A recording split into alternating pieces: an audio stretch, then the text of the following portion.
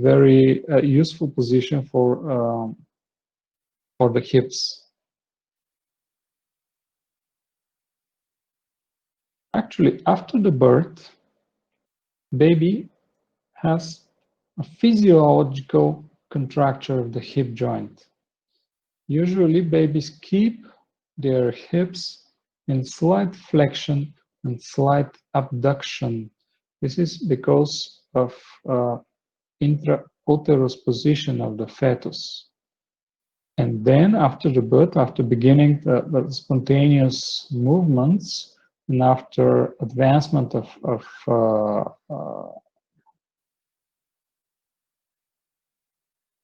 growing, this contracture will be spontaneously corrected.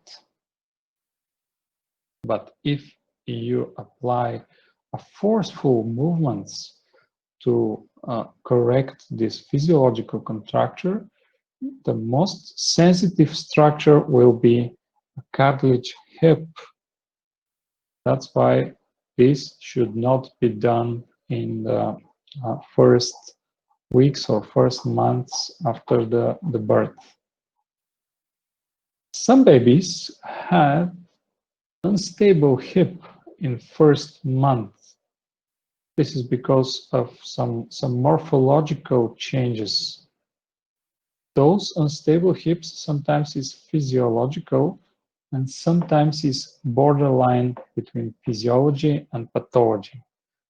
Those morphological changes could be detected with ultrasound, but not every kid is evaluated with ultrasound. Only those which have some worrying patterns after the physical examination. When we have unstable hip, those hips deserve treatment.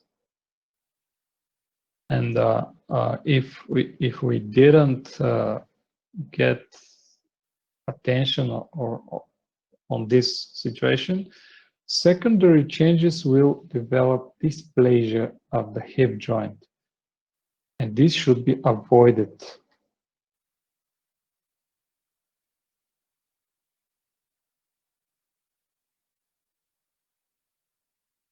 I mentioned that we have to find some worrying symptoms and patterns to discover which of the joints are stable and normal and which of them are unstable and should be treated and should be observed at the period of growing. That's why I will introduce to you two signs, Ortolani sign and Barlow test. Those tests should be performed in first 2 weeks, but not longer than 1 month after the birth, because if we do those examination tests after first month, they will be not informative. First, Ortolani sign, we could check the baby when the baby is on the supine position, and we have to examine one hip joint and then the other. We have to fix the pelvis of the baby over the surface of the lying position, and then with the other hand we have to perform slight and gentle abduction of the hip by keeping the knee in our hand. When we move the hip from neutral position to abduction in 90-degree flexion, we have to perform slight pressure over the trochanter region with our second and third finger. When we do that, normally the movement should be smooth and the knee will go almost down to the surface, to the surface of lying position. If we feel some click sign, some click sound, and some feeling of clicking in the joint, this shows us that the ortholani sign is positive. Normally, ortholani should be negative, with the slight, smooth movement from neutral position to abduction. Approximately 90-degree flexion, 90-degree abduction. Positive ortholani sign we notice when we feel a click at the time of movement.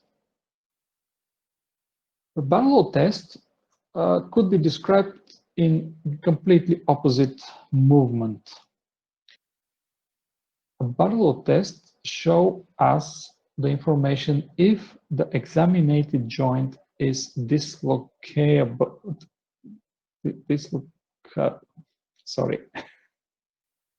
Unstable. Unstable is proper.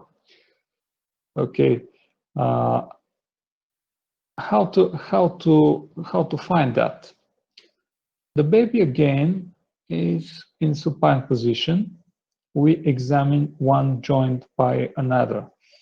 With the examination hand of the examinator, again we keep the knee of the baby in our hand in the first web space.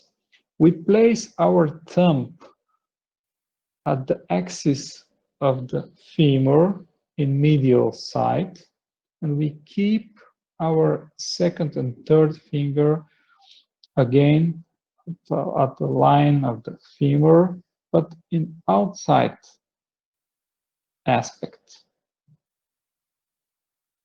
At this position, we have to perform a slight push over the line surface.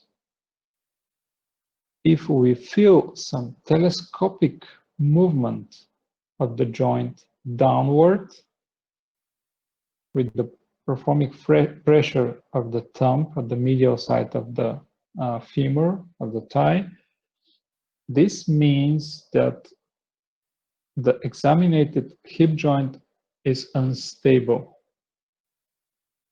It could be dislocated if we continue to press down, to push down. Actually, this is not, this is harmful movement. That's why it should be performed very carefully, very tender, just to acquire some impression about the stability of the joint. Actually, those two signs should be tested again in the first 2 weeks after the birth, especially if the baby is girl. Then we can detect some limitations in passive abduction of the hip joints. It means that one or both hip joints has contraction. We have to look for a contracture in the hip joints. That's why we move almost spontaneously, but we move the hip joints, flexion and extension. Flexion contracture is normal for this very low age, but the abduction should be performed almost 90-degree. If it is not 90-degree abduction, this is a worrying sign for us, and this baby should be examined by ultrasound. Normally, abduction should be almost 90-degree. and also symmetrical in two hip joints. Shortening of the leg also is one of the worrying signs when we examine the baby. When the baby is lying on supine position, we flex the hip and knee joints in 90 degrees, and we can see that one of the knee is a little bit down, as you can see here. One of the knee is lower than another, and this sign, we call this Galeazzi sign. Galeazzi sign is telescoping of the hip, but the lower position of the knee is worrying sign. It should be tested. It means that this joint probably is dislocated. Galeazzi sign. Sometimes it's unclear, but this sign should send the baby to ultrasound. The most popular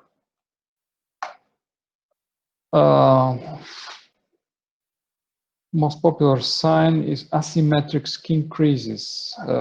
It's very popular in matter forums in internet, and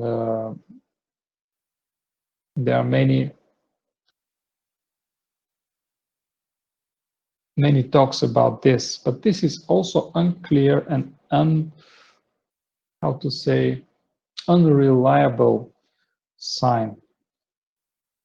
It means that some babies could have asymmetric skin crease, and those and their hips are completely normal. But in opposite, some babies can have symmetrical skin creases, but their hips could be dysplastic. That's why this is only for orientation. And after beginning of the walk, Trendelenburg sign is very reliable and very,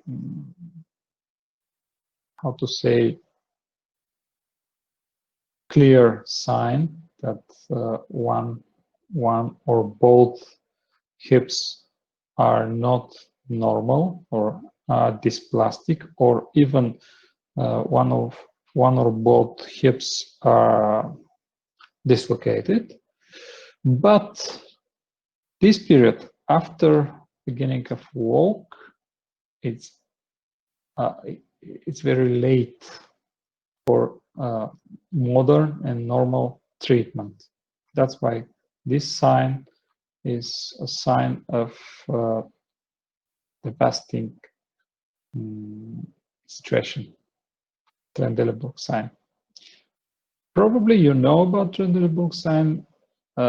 It could be tested. It could be present in three stages. First, we ask the patient to stand on the one leg, and we observe the position of the pelvis and the position of the shoulder girdle. And if pelvis and shoulder girdle are in the parallel, form parallel lines, parallel to the floor, Trendelenburg is negative, everything's fine, this is normal.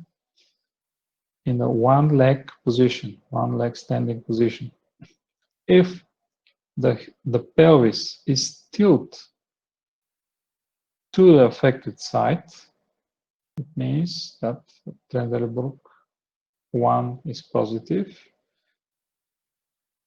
Then, if the shoulder girdle is tilted again to the affected side, second stage, second type of Trendelenburg sign is positive. Additionally, if the hip is dislocated, pelvis will be tilted in opposite side, opposite to the affected side. And finally, if the pelvis is tilted to opposite side, the shoulder girdle is tilted to the affected side completely. Wendelenburg 4 is positive. Relati sign you. I informed about that. And I will just mention, because I'm not a specialist in this examination, imaging diagnostics. Imaging diagnostics is well developed in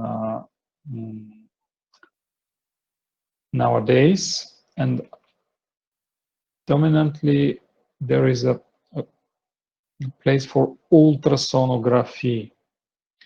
Ultrasonography is a good method, non-invasive, non-harmful to the baby, and it gives us information about soft structure, cartilage structures, as a femur head, and also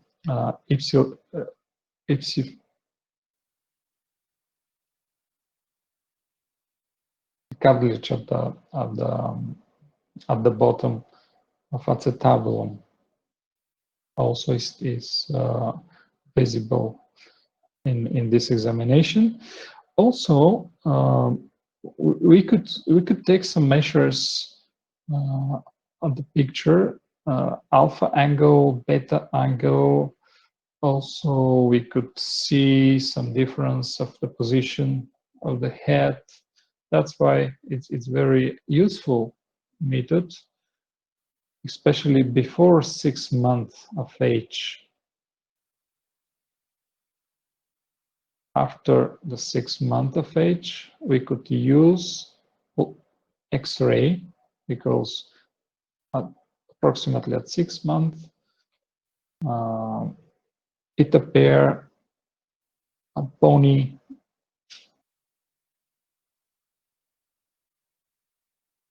center of ossification of the femoral head. This will give us a possibility for making some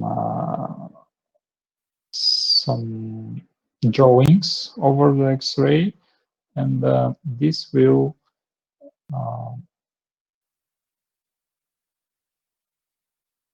give us information about the dysplasia or normal development of the hip joint. Again, ultrasonography before 6 months and X-ray after that. Reicher Graft developed completely this method of diagnostics. And some of our colleagues, some orthopedic surgeons, are well trained to perform this ultrasonography, not everybody. According to X-ray diagnostics, there are many features that we could use to diagnose hip dysplasia, but I want to remember. I want you to remember just 3 of them, just for information, just for comparing healthy side and affected side. It means petit triad. First feature, first element of this triad is the light ossification of femoral head. When you see the standardized X-ray of a newborn baby, not newborn, after 6 months, sorry, probably you could find some difference of the measures of both center of ossification of both hips. It means that one of them is dysplastic, not equal to the other.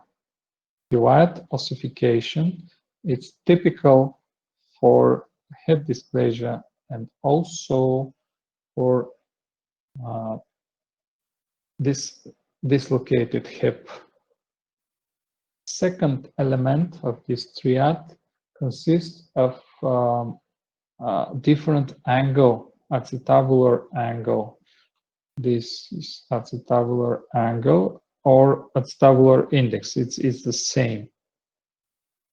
Acetabular angle could be measured when we draw a line starting from the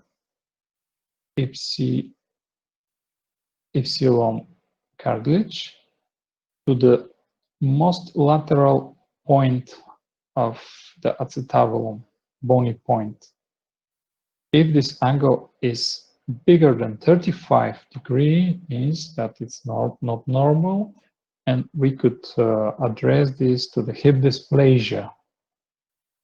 And the third element is the irregular Shenton line. Shenton line could be drawn in normal hip, starting from the medial side of the calcar. We can continue this harmonic curve to the lower border of upper pubic arm. This line should be harmonic curve. If it is not, like in this case, it means that Shenton line is disrupted, not harmonic, if you understand. When we see, one different thing is that normally when we perform this drawing, one horizontal line passing through ipsilon cartilage, and another line passing through, it's perpendicular to the first, passing through the most lateral point of the acetabulum. Those two lines perform 4 quadrants. Normally, the central falsification of the femoral head should be in the lower medial quadrant. If it is not, this is a sign also of dysplastic or actually displacement of the hip, congenital displacement of the hip. Is it clear till now? We can continue. Thank you. We can continue with the treatment. Treatment of the congenital dysplasia of the hip or a developmental dysplasia of the hip should be started as soon as possible. That's why every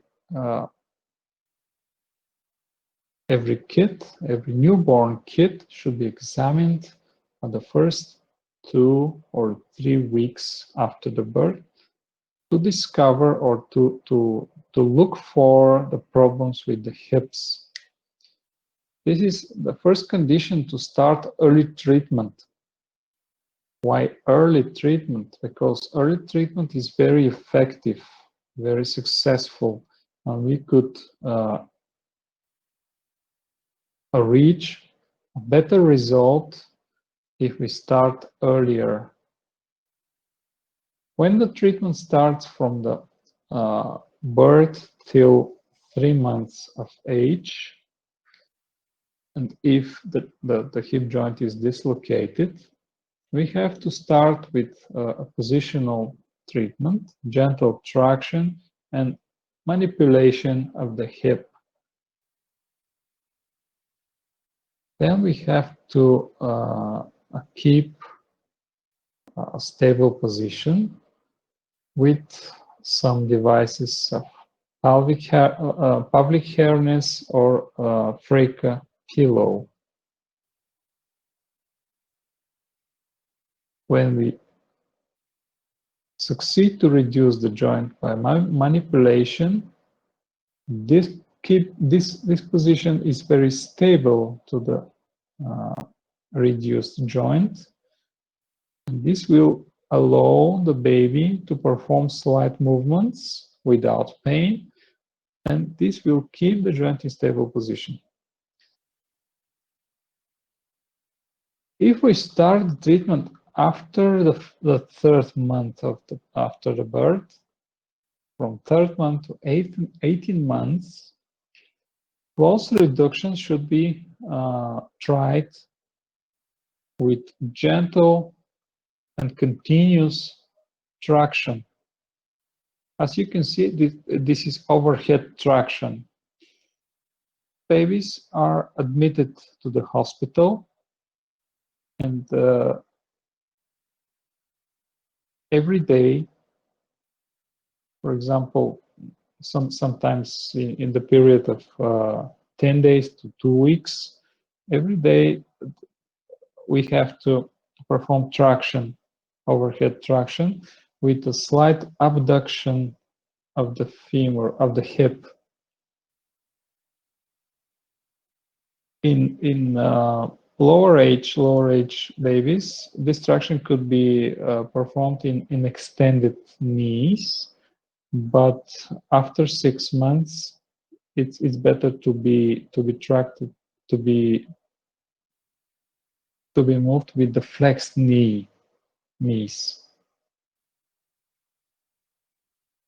Every day, examiner should check if this joint, if the affected joint is reduced or not, and then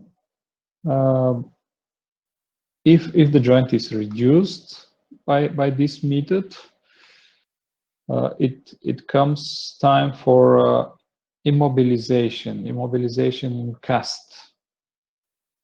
Again, the position is 90-degree flexion of the hip, 90-degree flexion of the knee, abduction position, and internal rotation. It means that the lower part of the splint should be a little bit externally rotated. In this position, baby is keeping for at least 1 month. After that, treatment continues with a Pavlik harness again. Pavlik harness should be adjusted to the growing baby, and probably parents should carry the babies at least one time per month to adjustment of hair, Pavlik harness. First overhead traction, then immobilization after the reduction, and after that, a functional treatment with Pavlik harness. If this is not successful treatment, if we could not reduce the dislocated hip for 2 weeks of traction, we have to approach operatively, surgically to this dislocated hip, because probably there is a structural changes that cannot be that will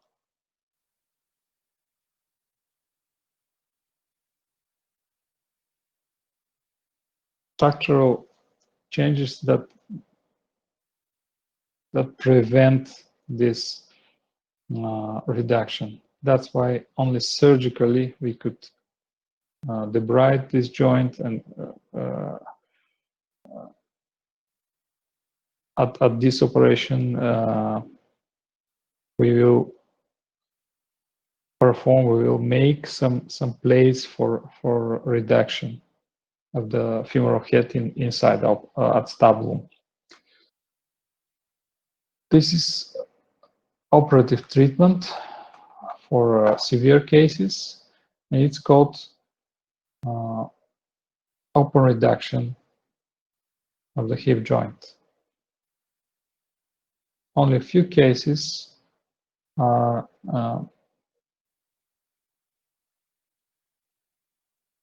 operated.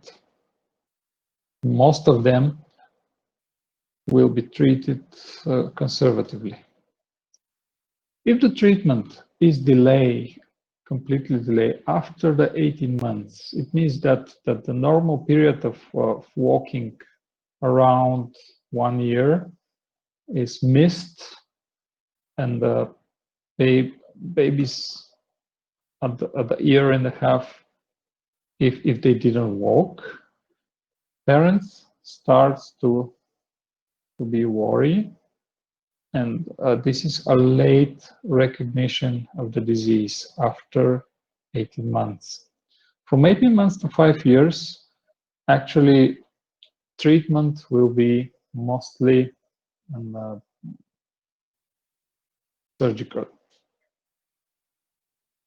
We could start with tenotomy of abductors and then gentle traction for some period of time, but most of the cases will be treated operatively by open reduction and internal open reduction, just external immobilization. There is a place for not only for open reduction, but for osteotomy. Some severe cases with high dislocation level should be treated by shortening of the femur with osteotomy that will allow us to enter the acetabulum with the head and to keep the normal position. That's why osteotomy is a useful technique for some severe cases. Then it comes time for Sauter or other types of osteotomies, which could be useful for correction of the acetabular angle. If the acetabular angle is so high, higher than 35 degrees, we need to lower the acetabular angle by osteotomy, and this will transform the morphological signs of the acetabulum, and this will give the chance for a better development of affected hip. Not only reduction, but also the position of acetabulum is very important to develop more normally this affected hip. And this is what I want to remember from this lecture. The examination of the newborn babies should be performed by orthopedic surgeon in first 2 weeks after the birth. Actually, most of the pediatrician has experience to perform this first examination of the hips in newborns, but every suspicious case should be sent to qualified and skilled also orthopedic surgeon to examine the baby with ultrasound, especially girls, babies which are girls. Okay, do you have questions about this first disease?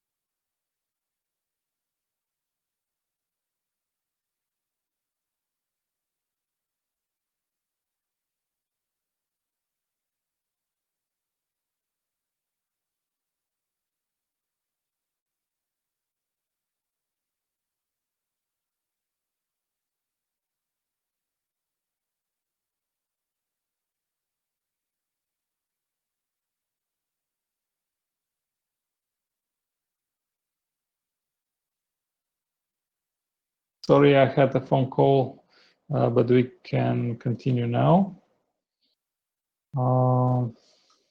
Yes. This is example of old-fashioned treatment of the congenital displacement of the hip. You see an X-ray of one young lady, approximately 25, I think, and this is example of osteotomy, corrective osteotomy of the femur. By help of this osteotomy, probably the surgeons could reach a reduction of the affected joint. But this doesn't work for a long period of time.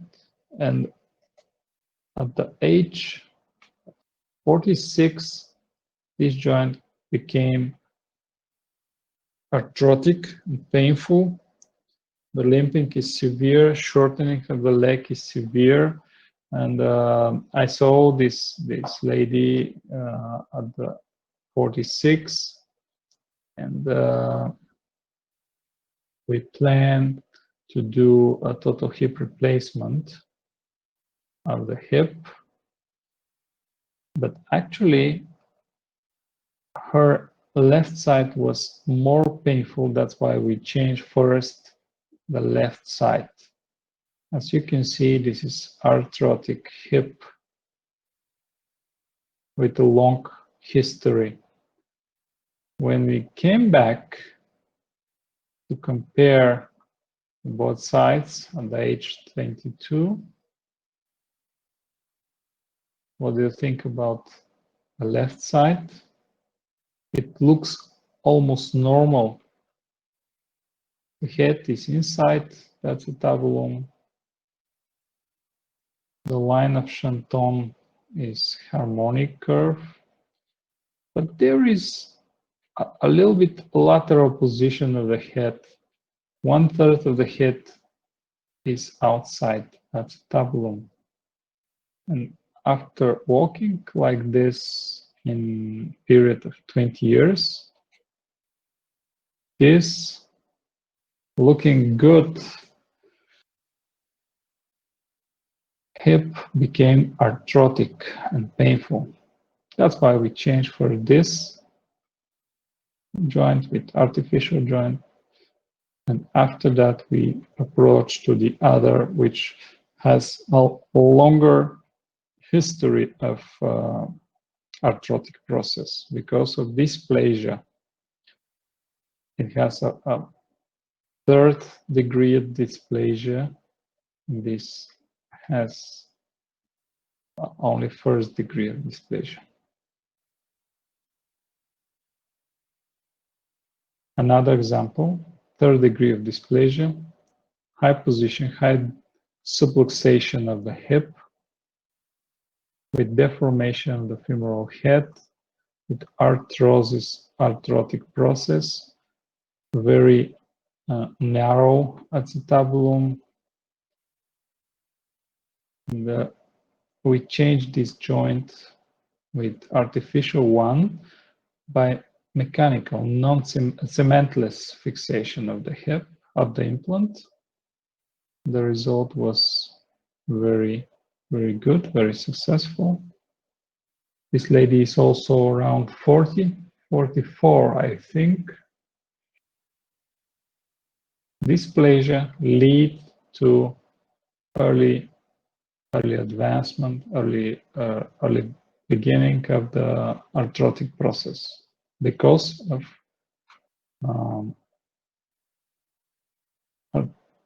arthrotic changes in cartilage and in subchondral bone also. We continue with some deformities around the foot. This is equinovarus and planovalgus foot. Both conditions are connected to the newborn kids, Both are visible after the birth, and there are several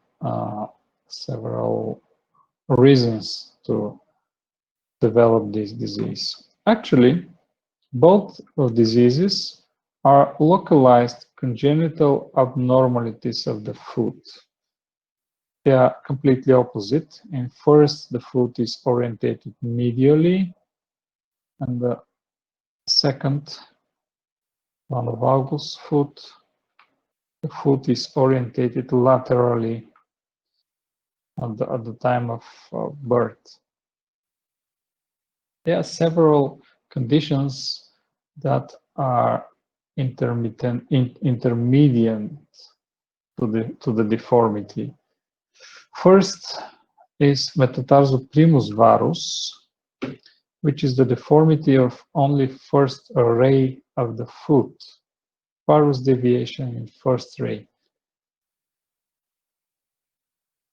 One example of this, when the first ray, first metatarsal, and the hallux is orientated to the midline, this is the condition of metatarsoprimus varus. It's congenitally disease, and after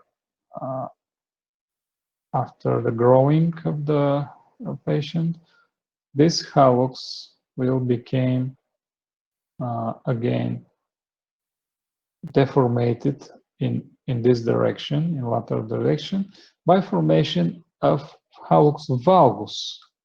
As you can see, this deformation is a consequence of first congenital deformation. This is congenital, and this is acquired deformation because of wearing of shoe.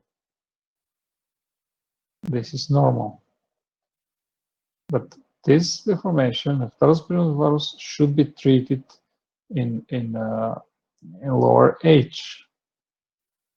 Early treatment with weekly application of plaster cast will help to correct the deformation in early age, in the first months after the birth. And this will prevent a severe deformation of the hallux valgus, and also this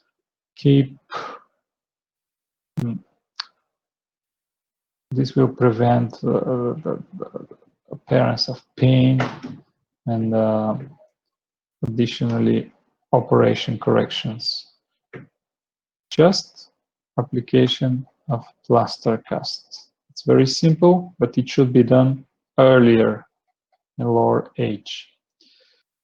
There is also spread deformation, spread to the other metatarsals, metatarsovarus deformation. Babies with metatarsovarus deformation, when we have involvement of whole 5 rays of the foot, will give us impression that affected foot is a little bit shorter than normal. But this is not true, actually. This is because of deformation. And partially, the reason of this metatarsovarus is embryotic position of the baby in uterus. As you can see, the foots are prone to the varus stress because this abducted and internally rotated position. This is normal position, fetus position. But after the birth, this deformation could be corrected with gentle manipulation. If it is rigid, that means that this is the disease metatarsovarus, not a normally deformated foot after the birth. This is normal. This is affected site. There is not only varus, but also supination. as an element of deformation. That's why it should be treated as early as possible after the birth with a gentle redressement manipulation, and then some braces could be used, Dennis Brown splints. But the most popular treatment is plaster cast for 20 weeks. Every week we manipulate the foot, and then we apply after that plaster cast. Next week again and again, and in this way we will continue 12 weeks, sorry. With the gentle manipulation, we could succeed to correct most of deformed foots. Only the most rigid are operated, but not in this early age. Most often after second year of age. At the second year of age, we perform medial release and capsulotomy of the tarsometatarsal joints, which allow us to correct the deformity. Then we apply a plaster cast again after the surgery. If the treatment is not started earlier, even after second year of age, it comes time for osteotomies, but they should be performed after at the age of 8 or even 10, because osteotomies will influence the development of the foot, and this foot will stay a little bit shorter than the normal. Anyway, deformity should be corrected. And now I will talk about pes equinovarus, or clubfoot. This deformity appears in 2 over 1,000 kids. It's not so often, but it's well presented when we see the patient. Boys are twice more often affected than girls, and sometimes it's bilateral. Both foot are affected. Etiology is not always clear. Sometimes this deformity appears in combination with neuromuscular disease, like spina bifida or other neuromuscular diseases, like palsy, DCP, or other, but sometimes it's isolated disease affected one or both foot without neuromuscular additional disease. It's very important to know about the morphology of deformation, which consists of 3 elements. First, abduction and supination of anterior part of the foot. Abduction and supination. Second element is varus of the posterior foot, or varus of the heel, varus deformation in subtalar joint. And third element is equinus of talocrural joint. When we have 3 those three elements, we could talk about the diagnosis pes equinovarus. If we don't have one of them, this is not true pes equinovarus. And this is partial deformity, which is very more easily to be treated. Actually, there is many forms of the equinovarus, and the severity of the disease is presented by a skin crease in the sole of the foot, which is sign of severity of deformity. When we see this crease, it's taught to us that this is very severe condition. It should be treated very intensive, and sometimes with not so big improvement.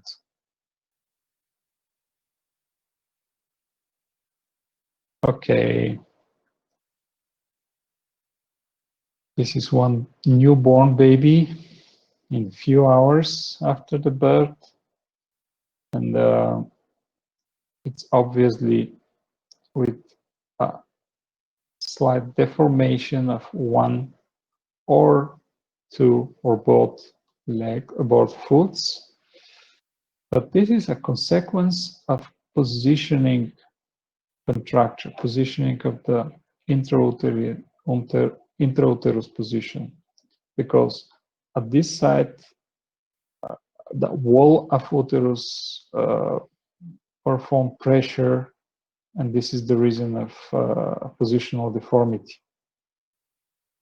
How to make a distinction between disease and functional deformity or positional deformity?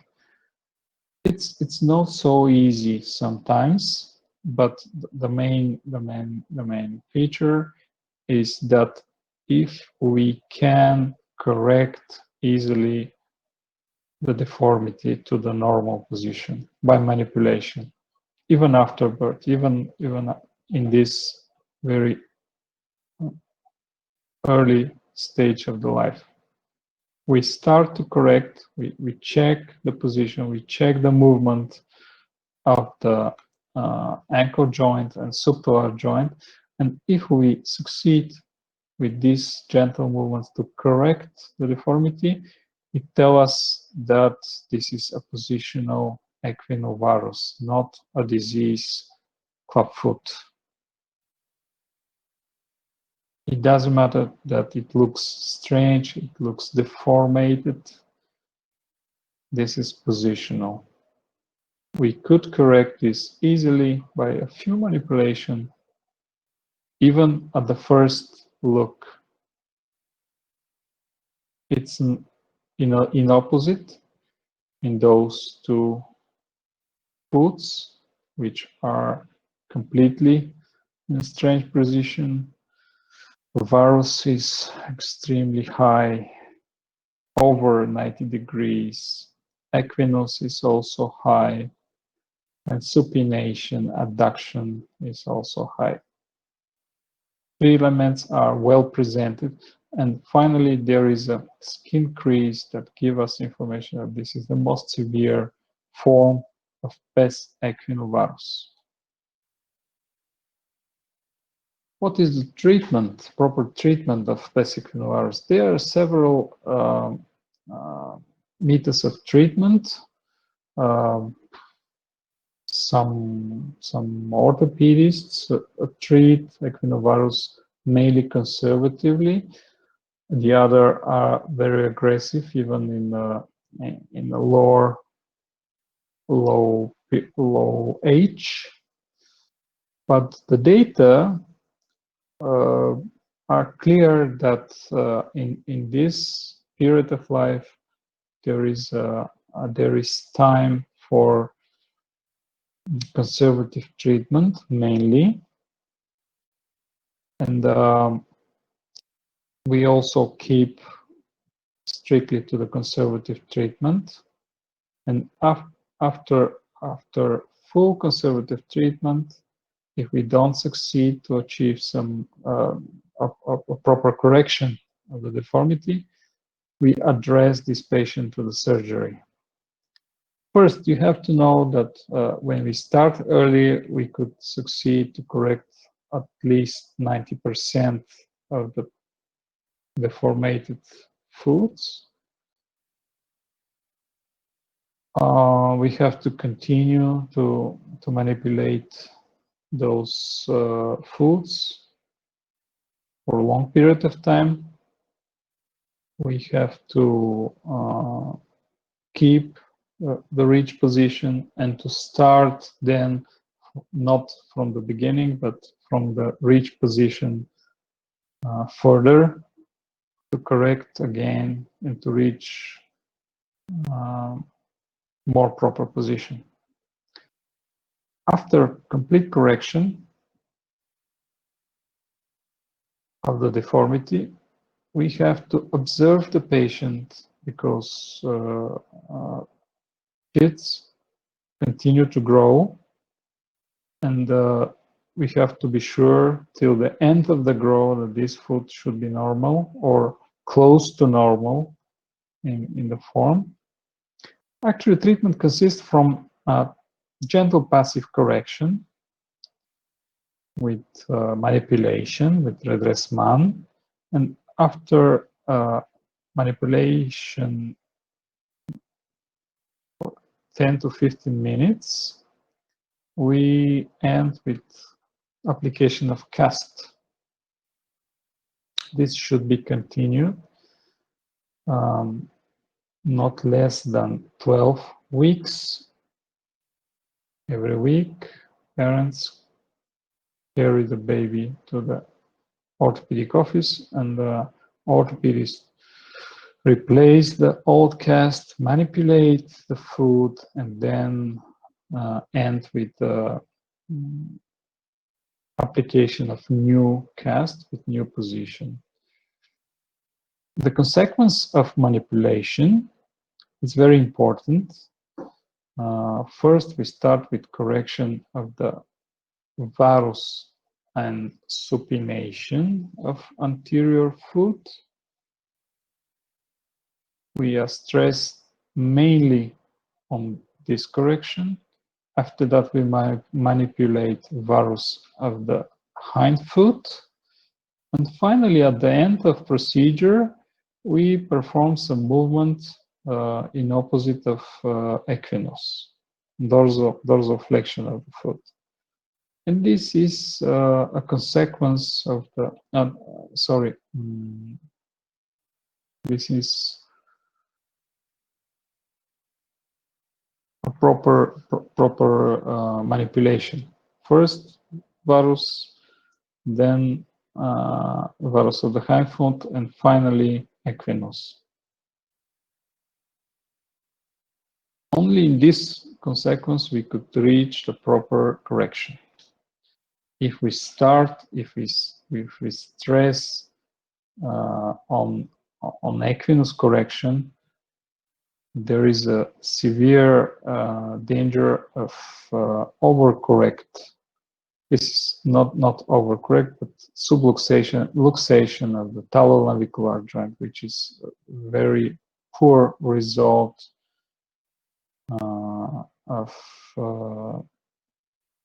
conservative treatment. This is example of rocker bottom deformity because of improper manipulation. Because hind foot remain in the position of equinus, but the forefoot is a little bit subluxated and corrected. This is not correctable complication of the foot. If we don't succeed to correct the deformity by manipulation and serial cast, we have to shift to the soft tissue release. It means that we have to perform capsulotomy of medial aspects of whole joints, all separate joints of the medial aspect of the foot, and then we will succeed to correct the deformity. If it doesn't work to correct completely, we could try to perform muscle transposition. For example, transposition of tibialis anterior. We detach the point of insertion of tibialis anterior muscle, and we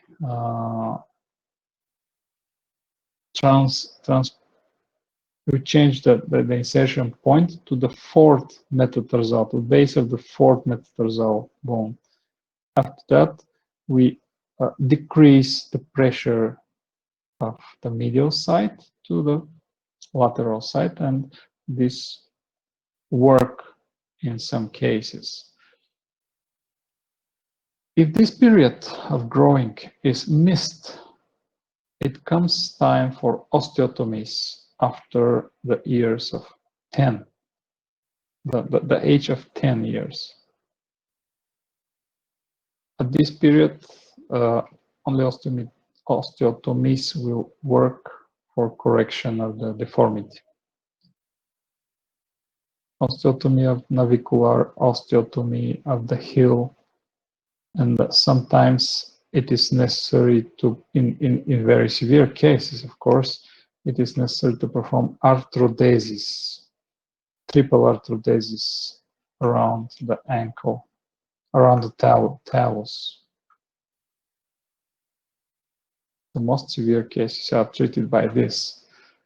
It's better to start treatment earlier and to treat conservatively. This is the best treatment, earlier and conservatively for the foot deformation. As you can see, this example of conservative treatment, serial cast, application of casts. But actually, it's better to fix even the knees in flexion, because when we flex the knee, it releases the Achilles tendon, and this will allow us to correct a little bit equinus. That's why knees are also included in those serial casts.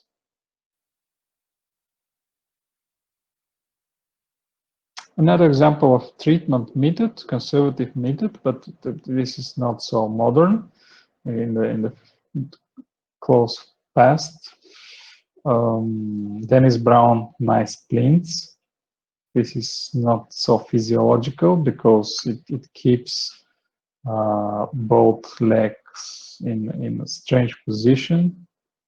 This is not so comfortable to the baby, but it has some results.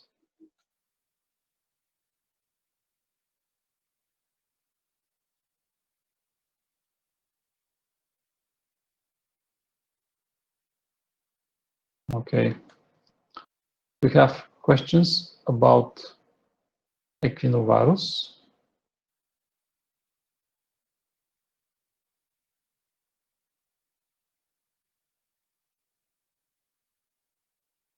Okay.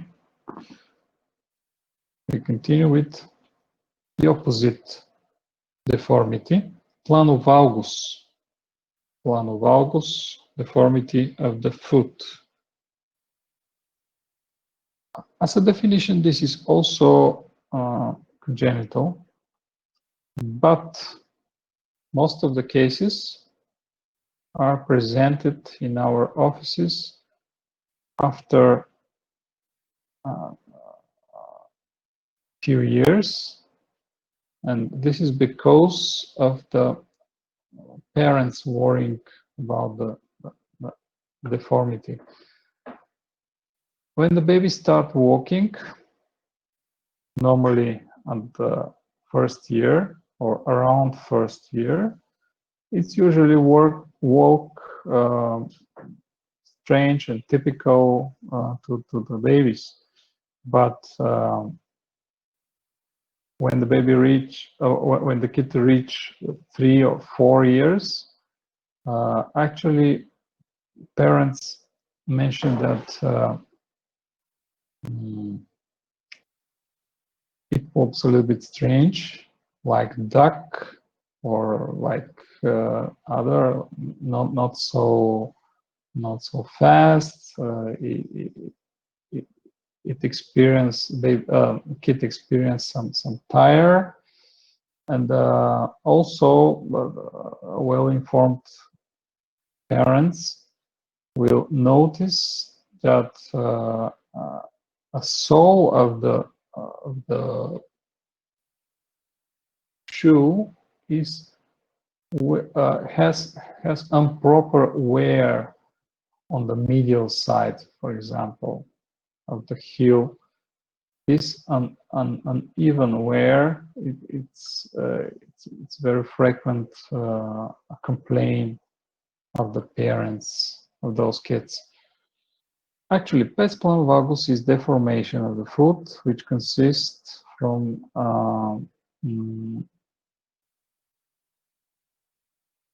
three again elements, and those elements are external rotation and abduction of forefoot,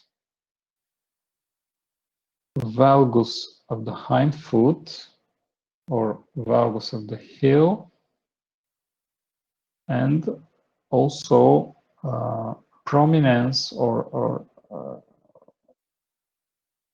prominence of the medial border of the foot, or lowering of the longitudinal foot arc.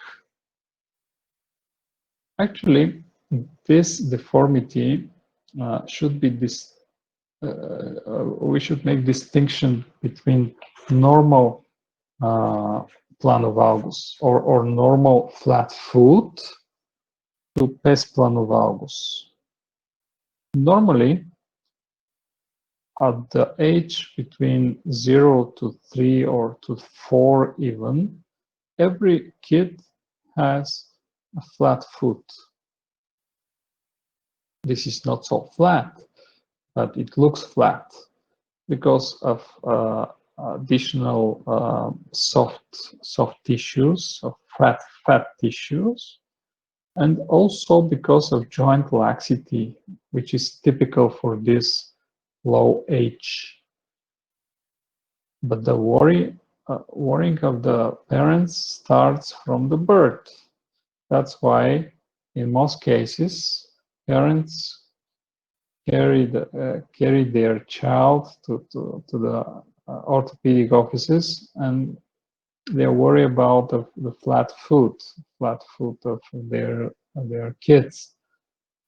I'm very happy when I see those kids because they are normal, and I just have to explain to the parents that this is normal and it should not be treated, and the foods are normal and everything's fine. How to make this distinction between flat foot and normal foot, and between flat foot and plano valgus foot? We have to examine the foot. We have to look for three elements of the deformity. If we want to make a distinction between flat foot and normal foot, we have to ask the kid to stand on their toes. And in this position, the longitudinal arc of the foot will be established and well visible. It means that the foot is normal. We could not affect joint laxity. Joint laxity is typical for this age. That's why with the advancement of the growing, this deformation will be corrected spontaneously. That's why there is no necessary to be treated. Those kids with physiological flat foot. Only those which are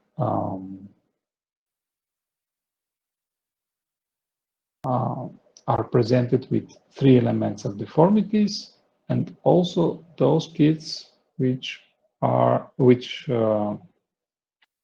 bigger in age, for example, 6 or 7 years of age.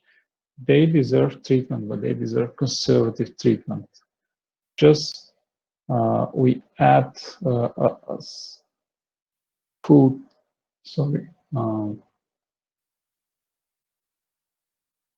sole additives to the shoes. You see example of pes plano valgus. This foot is normal. This foot is deformated with plano valgus. First, you see abduction and external rotation of the forefoot, prominence of medial side of the foot, not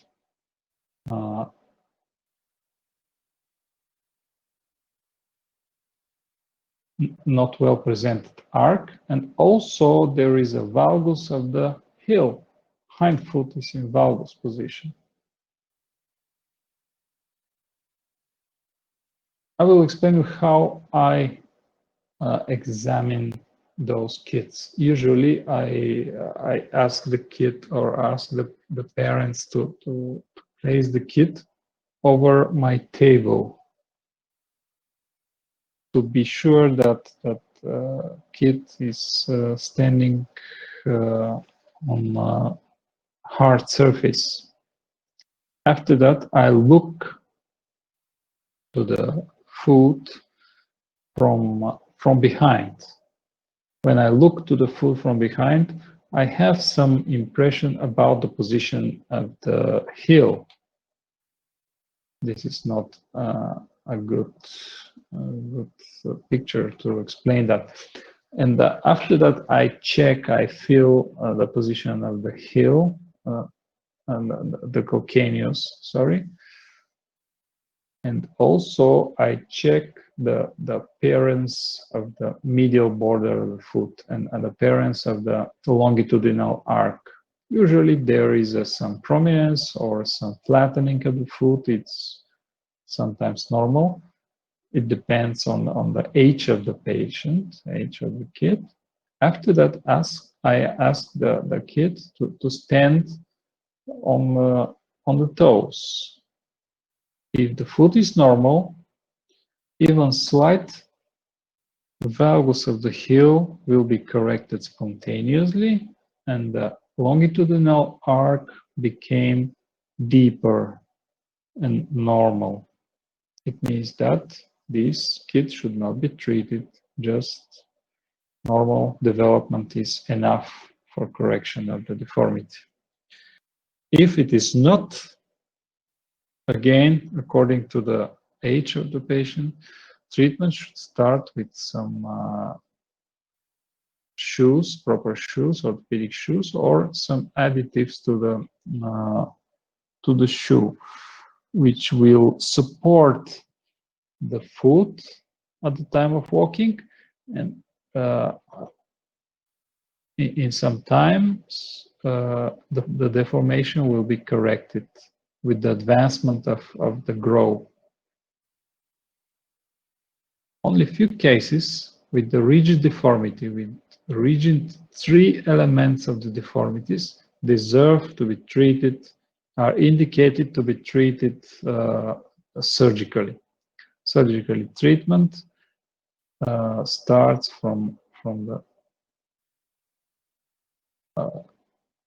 age of 3,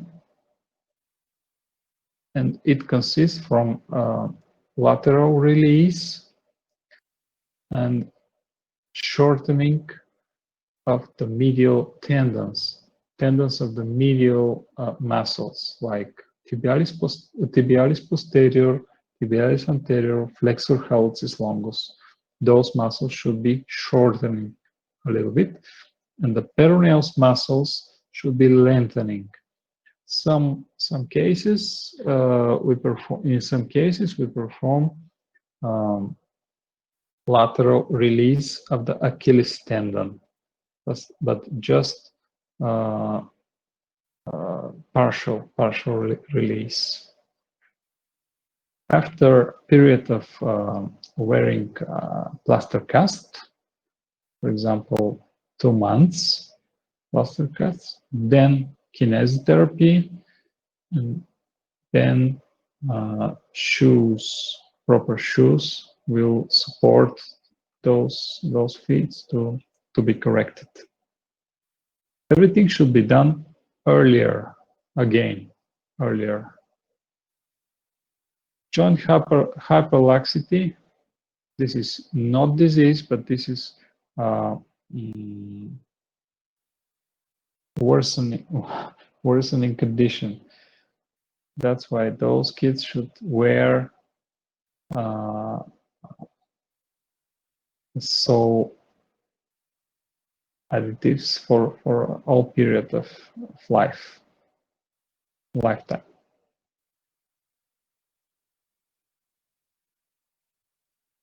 Do you have questions about a flat foot or plano valgus foot?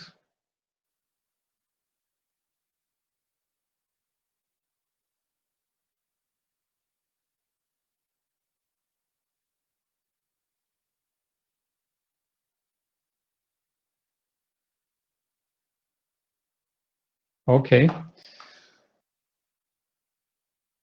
We will end our lecture with torticollis deformity or wry neck.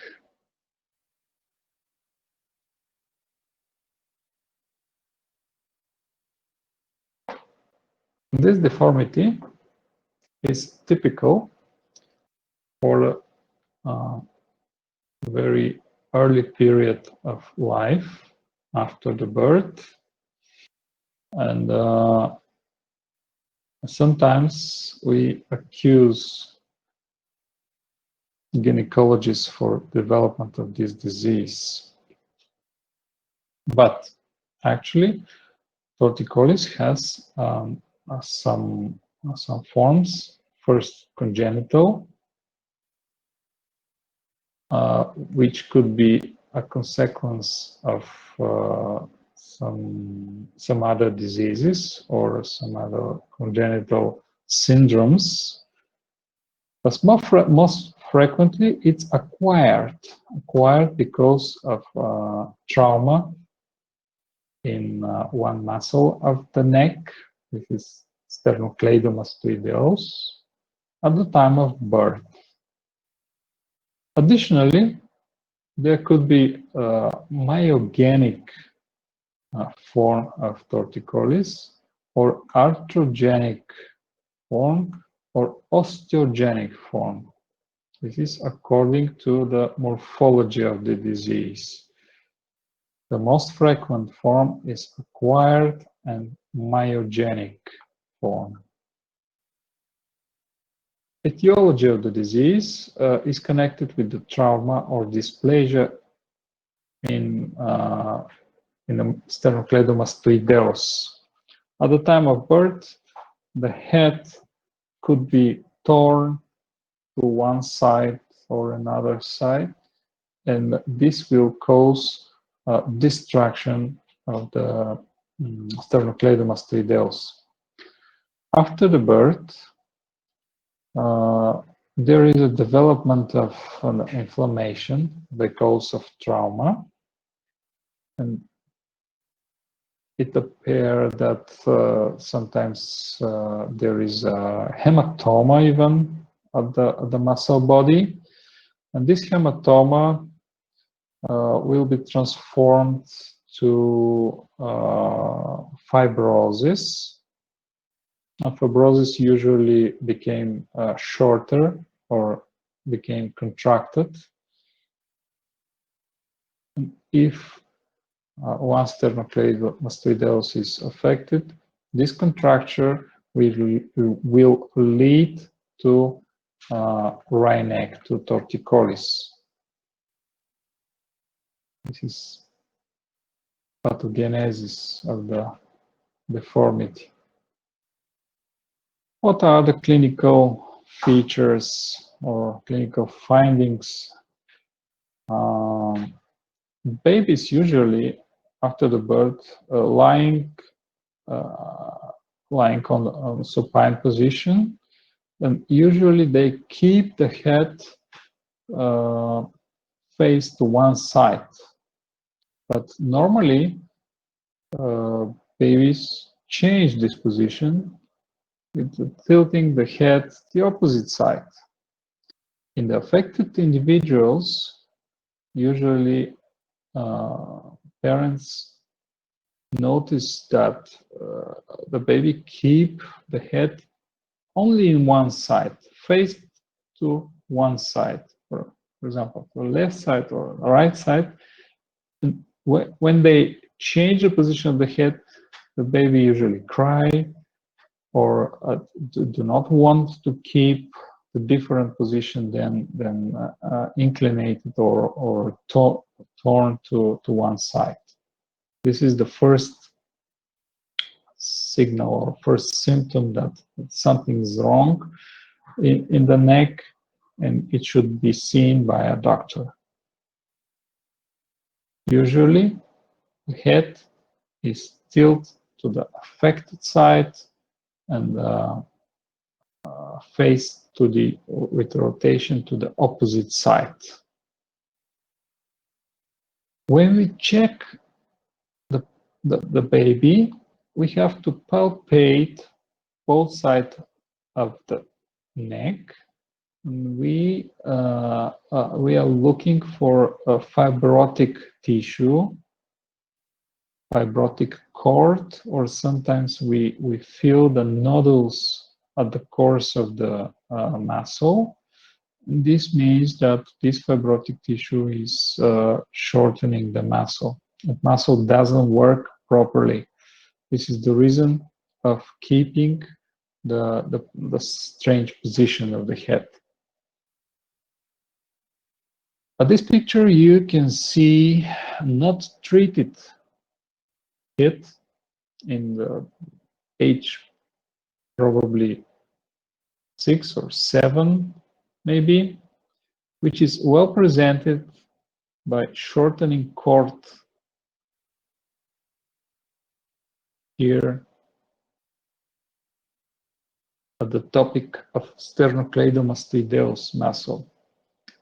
It's clear that there are 2 fiber cords. You know that there is 2 pedicles of insertion, one to the sternum, one to the clavicle, and the beginning of the muscle starts from the processus mastoideus. If the disease is not treated, it will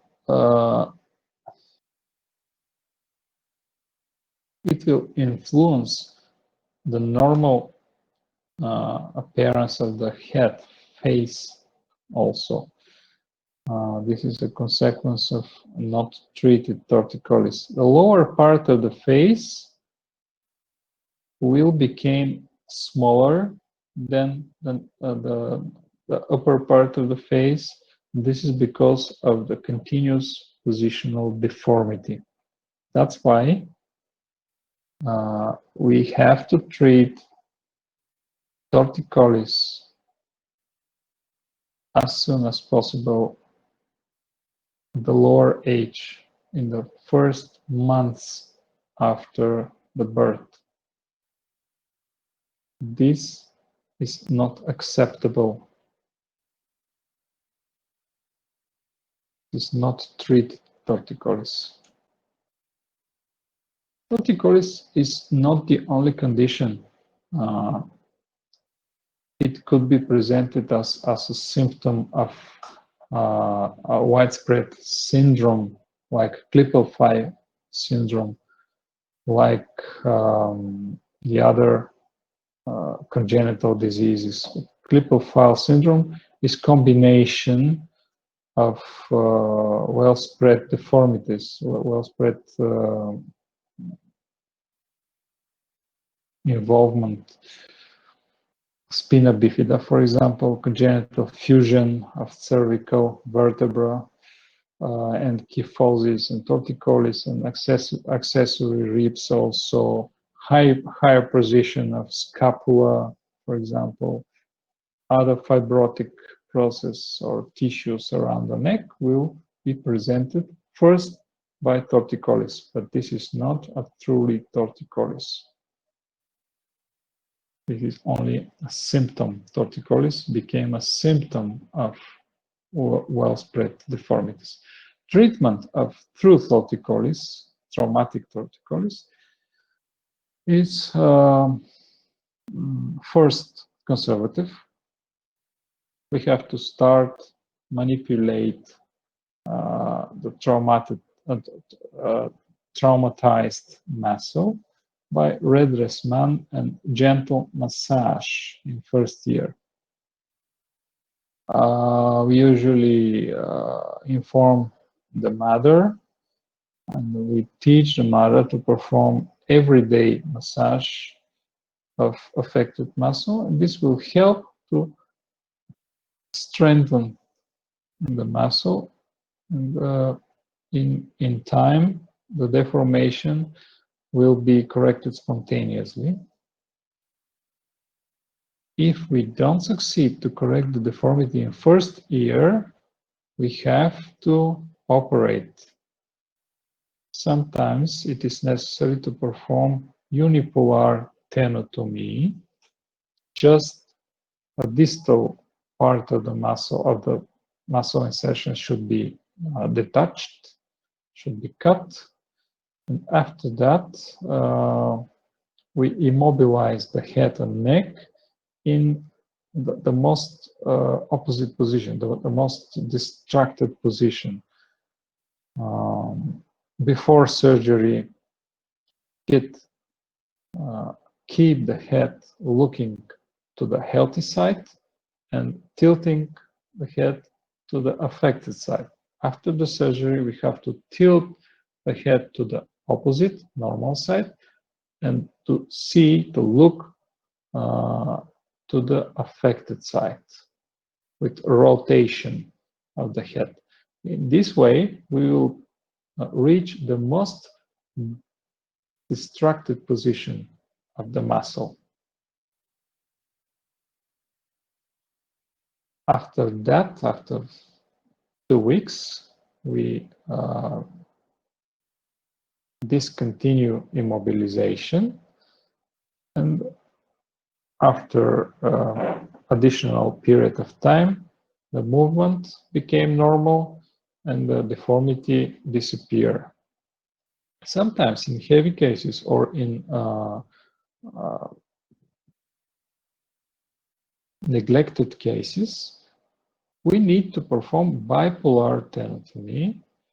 Only if we do that, we could correct the deformity. And the other possibility, if the parents are not agree for surgery, it will happen in this case. Not treated with facial dysmorphism and with a possibility or with the dangers of social isolation or some problems, psychological problems of this growing kid. It's very unpleasant consequence of the deformity. That's why kids should be treated before kindergarten years, before age of 3. Then they will be an object for psychological problems. I think this was the last slide and I'm here to answer questions if you have one.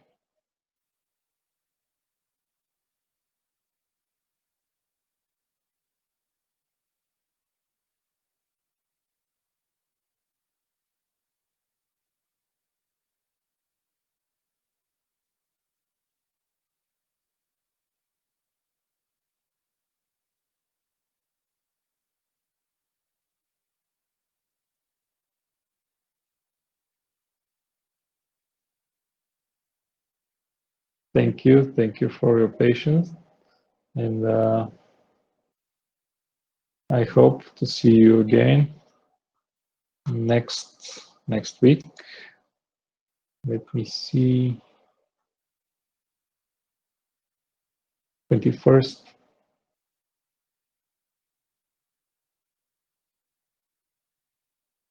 Keep you healthy, free of COVID-19, and have a nice evening too. Goodbye.